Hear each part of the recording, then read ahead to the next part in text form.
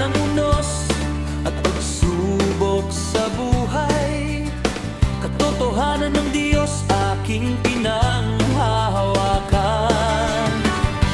Ang simbahang itinayo ni Kristo kailanman, mananatiling matatag magpakailanman. Ako'y Catholic faith defender, tanga ng salita at pag-ibig ng may kapal.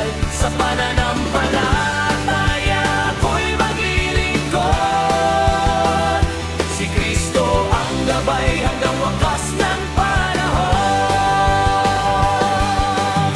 Sa banal na kasulatan at banal na tradisyon,